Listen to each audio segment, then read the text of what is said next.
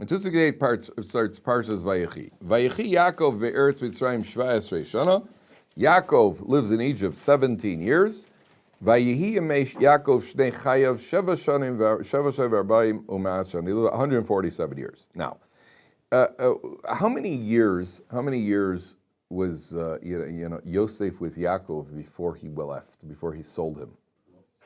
17 years. Okay, so 17 years Yosef was with Yaakov before Yosef went missing. And then how many years is Yaakov in Egypt at this point? 17. Which means he's really had Yosef in the years that he was without Yosef. Up until he had Yosef was total aggravation. Then he finally had Yosef, he finally had something, and Yosef's taken away from him. And now the last 17 years left, he's got Yosef again. That means there were really 34 years that Yaakov was alive. That Yaakov had Yosef when he was really alive. Take a look at the first word of the parsha. Vayechi, Yaakov lived. Vav is 6. Yud is 10, 16. Another Ches is 20, is 8, is 24. And the second Yud is 10, is 34. 34 years. Yaakov lived 34 years. So what are the 34 years? Those are the years he spent with Yosef. Now, you want to hear something remarkable? Imagine you're Yosef. Your father comes to Egypt. Family's there. And you find your long-lost father, and you're together. Where do you think you would live in proximity to your father? Father who you haven't seen for so long. Where do you think you would live? Next door. Right next door, right? Where does Yaakov go? Yaakov lives in the land of Goshen.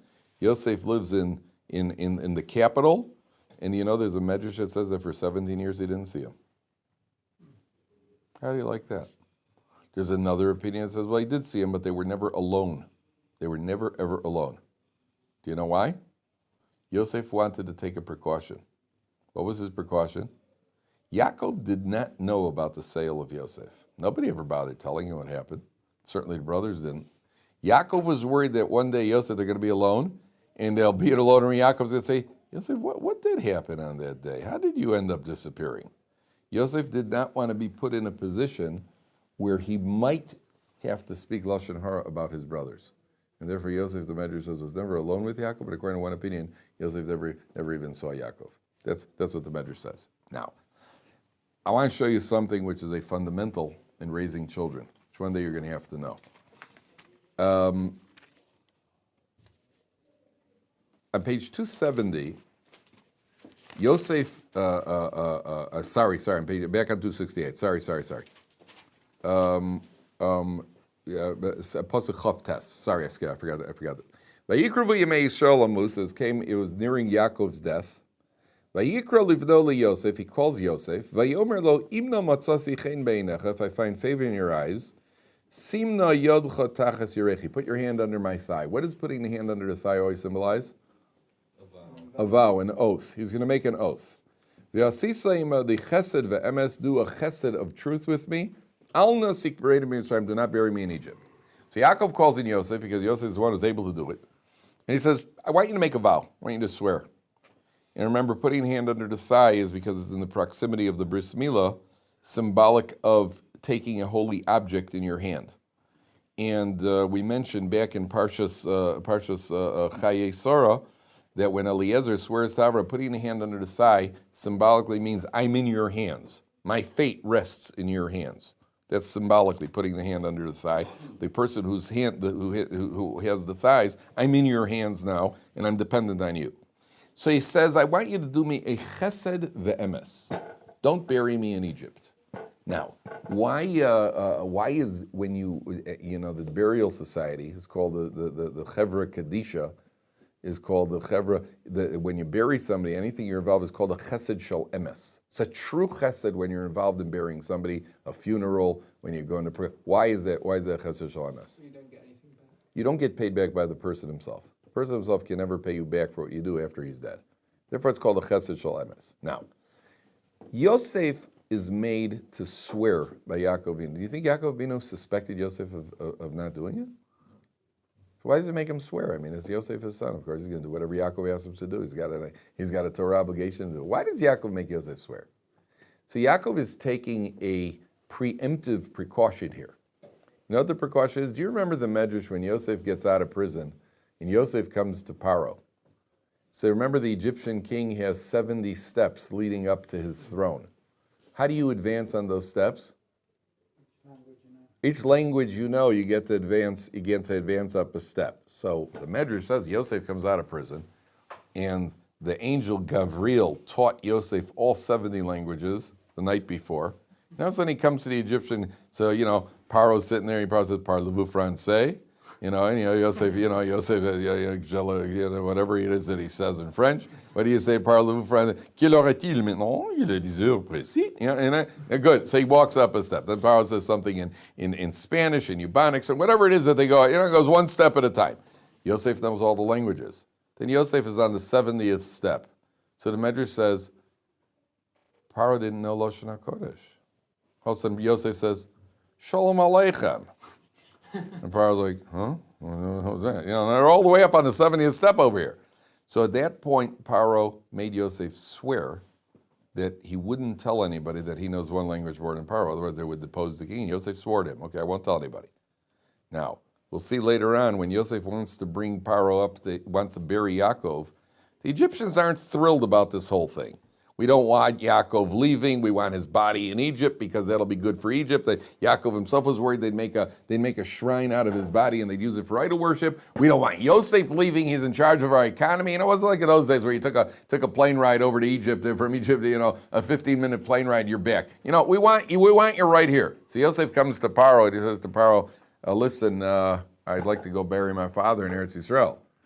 So Paro says, well, you can't. We want you here. He says, yeah, but I swore. Paro says, well, I guess you'll have to break your vow. You have to break your oath. So Yosef says, well, I guess if I break that oath, then I'll break the other oath also that you don't know that language, that oath that I made to you.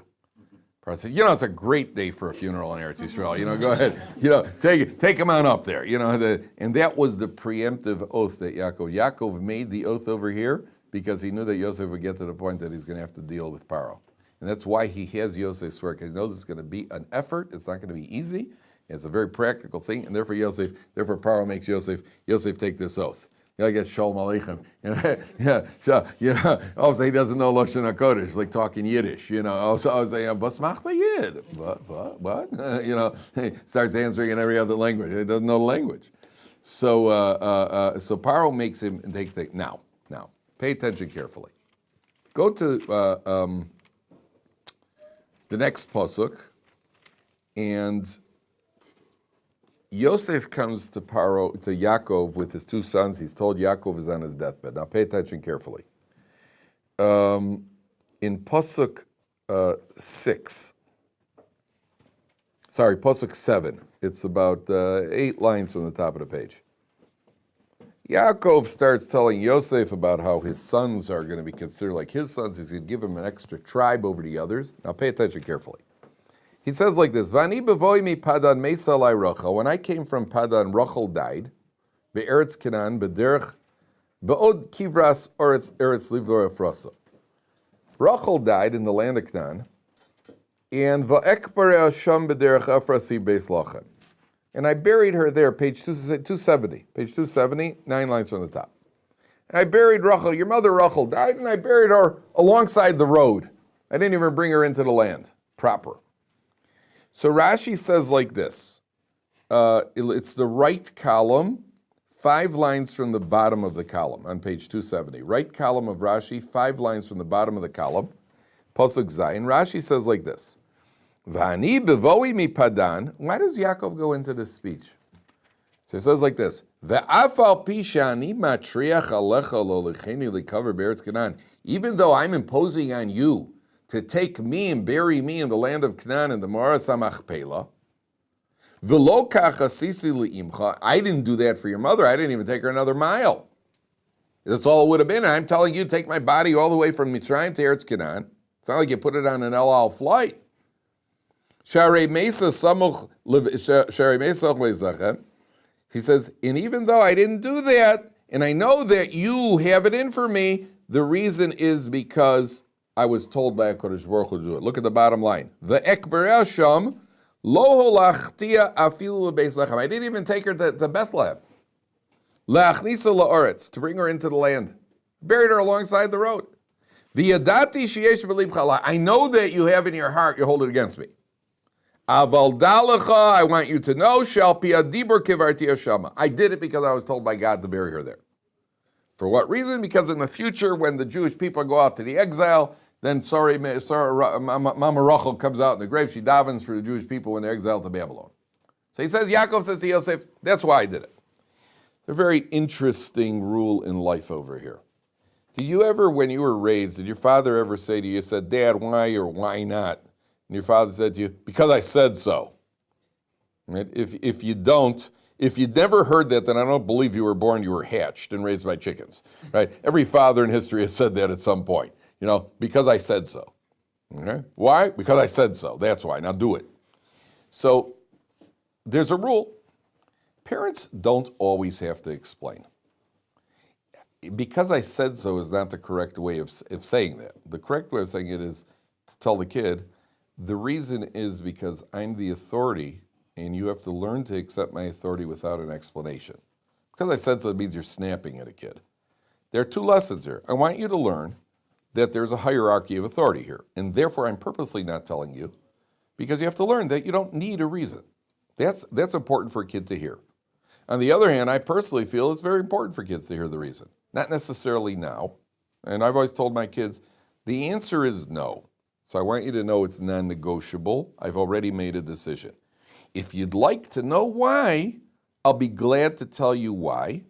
Possibly now, possibly later. But I just want you to know that my telling you why doesn't mean that I'm opening up negotiations. I'm just telling you that you're entitled to know why, if you want to go on a hike to the north of the country, where you and your friends plan on going bungee jumping, parasailing, alligator wrestling, and then taking a hike into Syrian territory, I'll give you good reasons why I'm not allowing you to do it. The answer is because all of those activities are extremely dangerous, and those group of friends happen to be even worse, right? And therefore, the answer is no. I think you're entitled as a human being to understanding why.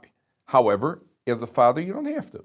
You have to let the kid know that the reason you don't have to, explain that to him. The reason I don't have to tell you is you have to know that I'm the authority. Same reason that when I walk into the room, you have to stand up for me. Because I'm the father, I decide, and you have to know that I make the decisions, and I am under no obligation to tell you. There is one time in life where you're obligated to explain your actions to your kids. You know where that is? When is it that you are obligated, you must explain yourself to your children? And that's what we learned from Yaakov over here. Where is that? No, the Agada, we're explaining the Agada of Pesach. When do you have to explain your own actions or your policies? You must explain it to your children. Torah. Okay, certainly when, we have to teach them Torah. But what about what's that? When you do something wrong?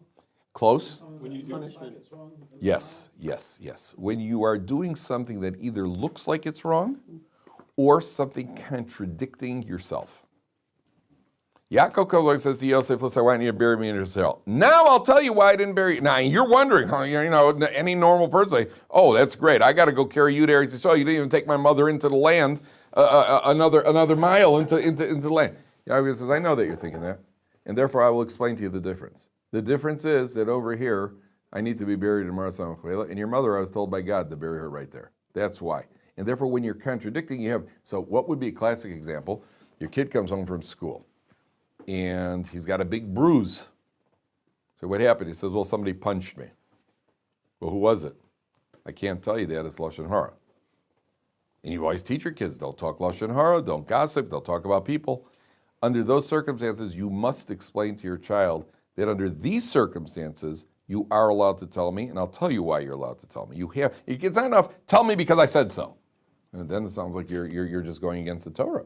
The kid doesn't understand why. You always tell us not to talk about it. What do you mean because I said so? You mean you're allowed to go against the Torah? So you have to tell the kid, I have to know why, because we have to do something about it, because I can't have you going to school where you're getting punched. And I have to speak to the teacher, speak to the guy, whatever the situation is. If you're doing something that seems to contravene Torah, so if you teach your child, never speak in shul, never speak in shul, never speak in shul, then you're sitting next to your child, and you also start talking to the guy next to you. Why were you talking to him? Because he happens to be a member of Hatzalah, and he was asking you about somebody in the shul who doesn't look well and looks like he's having a heart attack in shul. You have to explain to your kid, by the way, the reason I was speaking now is because it was potential pikuach nefesh, And I had to make sure that he knows what's going on over here. But the child has to know why you were talking. If you're sitting in shul and you tell your child, don't talk, and you're schmoozing with the guy next to you about the ball game or about the stocks, then the child says, well, what's going on over here? That's a contradiction. That you cannot educate. You cannot succeed with the child that way. If you contradict, you're contravening your own behavior. Your child tells you, don't speak Lashon, don't speak Lashon, don't speak Lashon. Then he hears you on the phone, and that's certainly sound. Did your mother ever say to you, if you haven't got anything nice to say, don't say it? Did your mother ever say that? If you haven't got anything nice to say, don't say it. Every mother, that's like the father says, because I said so, that's what the mother's classic line is. If you haven't got anything nice to say, don't say it. Then you listen to your mother on the phone while talking to her sister-in-law, and you're thinking, oh, well, that don't sound very nice. I guess when you're adult, none of these things apply. Then you're allowed to mop the floor. At that point, you have to explain the difference. At that point, you have to explain the difference, if there is a difference. And somebody mentioned, Gil, I think you mentioned, one of you mentioned, and if there is no difference, then you have to tell your kid outright you were wrong for what you did. You're right. Don't whitewash it. Dad, I think you just, I think I think that was Lashon Hara. You know what? You're absolutely. Instead of saying, well, don't get smart. What does that do? What does that do? All you're doing as a kid is you can't. Now you're doing worse thing. You spoke Lashon Hara, and you can't admit that you were wrong. Like, you're absolutely right. You're right. I really shouldn't have done that. I really should not have done that. You're absolutely right. Thank you for telling me. I don't get smart. But you absolutely, you have to explain that to your kid. If you do something contradicting, that's why Yaakov Avinu says to Yosef, listen, and now, why didn't he explain to him earlier? The answer is because now he's asking him to do something that contradicts it, therefore he's got to explain. Okay. Now take a look at Pasuk Yud. There's somebody here named Adam Garfinkel. Shalom Garfinkel told me this years ago. Very interesting idea here. Take a look what happens. Vayechi Yisrael es b'nei Yosef. Yaakov, Yisrael, sees Yosef's sons. Vayomer mi eila, who are they? Vayomer Yosef el aviv, banayhem asher nasan li Elokim b'zeh. They are my children who God has given me here. Vayomer kochem na'alei v'arechem. Bring them to me and I will bless them. Bring your children to me and I will bless them. And then the Torah says like this. Ve'enei Yisrael kovdu mizokin. Yaakov's eyes were heavy from old age. Lo yuchal liros, he couldn't see. Vayagesh osam elov, he draws them near. Vayishak lem, he kisses them. Vaychabek lem, and he hugs them. So I heard a beautiful idea here. There's something called a generation gap. Ever hear that concept, generation gap? Your parents are clueless about your world to some degree or other. Some people are a little more in touch, a little less. Your grandparents are certainly clueless. You have no idea. What you guys call music, we call noise, violence.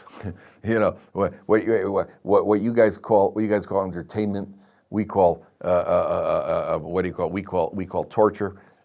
What you call spending, we call wasting.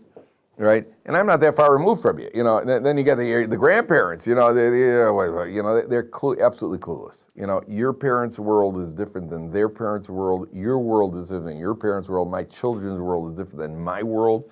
If I got to call my 9-year-old daughter in to help me on the computer, then I know I'm in trouble. What's happening? Oh, Daddy, it's just like that. And we're completely different worlds, completely different mindset, completely different thing.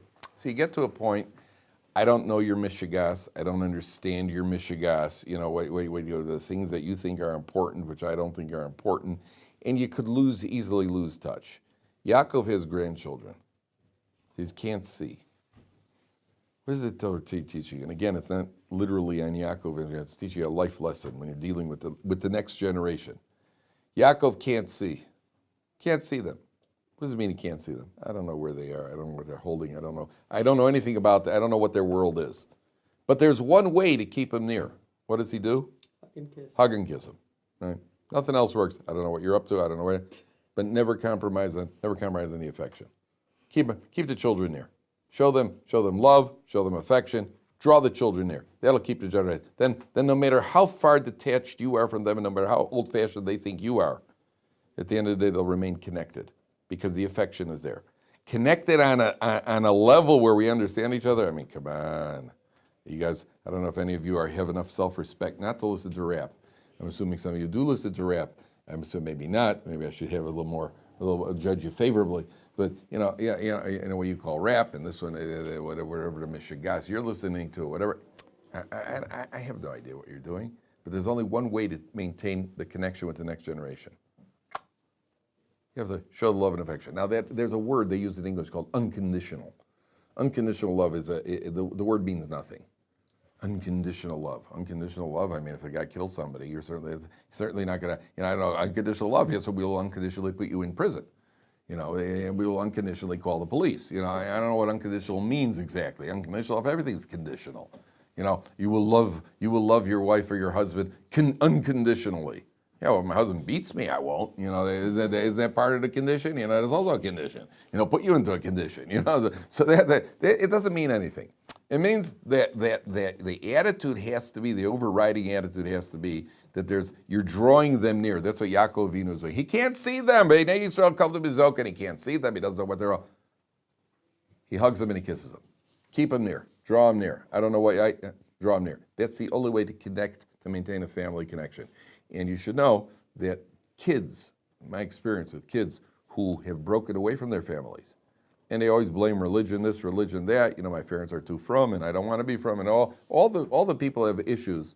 The bottom line is that's not the issue. The bottom line is the issue is because they did not get the warmth and affection in the home, and then they rebel. If there's warmth and affection, they don't want. Somebody once said you should get the relationship with your children should be that when they decide to run away from home, they should ask your permission before they do. That's what the relationship is. The relationship is not that the kids don't want to hurt you. They have no reason. Don't give them any reason to want to hurt you. Hey, they'll struggle. It's okay to struggle. You struggled also. Some of us are still struggling. So you struggle. Look at kids struggle. That's what it is. They're teenagers. They struggle in all sorts of Michigan ways. Say it. Okay. Keep the connection. Maintain the connection. I don't know what you're up to. I don't know what you're doing. Try to know. Try to be in touch. But don't expect that you're. I had a father who told me recently, a student at a different yeshiva. So the father said to me, he expects to have an open relationship with his son. His son's 19 years old.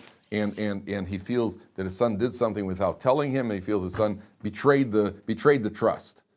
So I said to him, listen, buddy, if you think that your 19-year-old son, because you tell me you've had an open relationship, if you think that in your open relationship he's been telling you everything that he's done up until now, then you are incurably naive. Because I can guarantee you he hasn't. And this kid, not only he hasn't, he was absolutely pulling the wool over his parents' eyes. Right? So you're not going to know. Try to keep it maintain a connection, maintain the warmth. Let the kids know that they have a home, that they have somebody to turn to all the time. Don't think that you're going to know all the details. Just keep draw them near. That's what the Torah is teaching. Okay. See you tomorrow.